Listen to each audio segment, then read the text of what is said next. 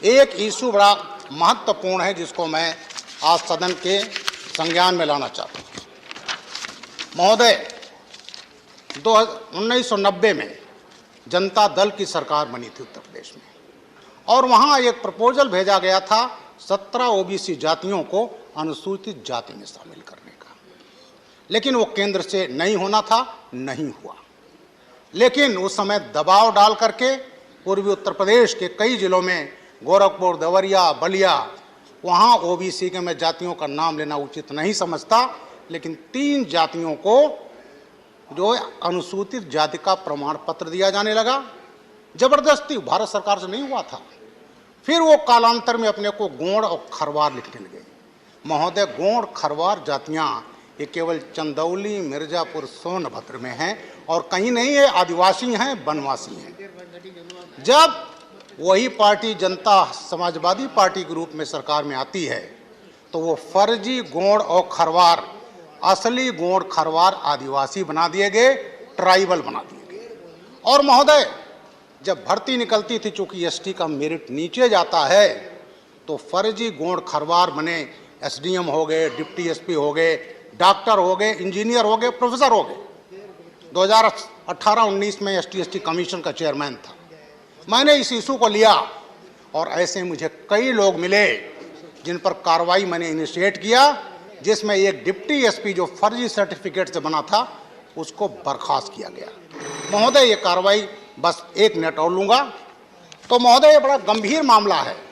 एक सरकार की गलती के कारण, जानबूझ करके गलती के कारण, जो असली गोंड खरवार वहाँ के हैं वो अपने अधिकारों से वंचित कर दिए गए हैं। आज वो किसी कंपटीशन में आ नहीं पा रहे हैं, क्योंकि जो फर्जी ओबीसी जातियाँ आदिवासी बन गई, ट्राइबल बन गई, उनके सामने वो compete नहीं कर सकते।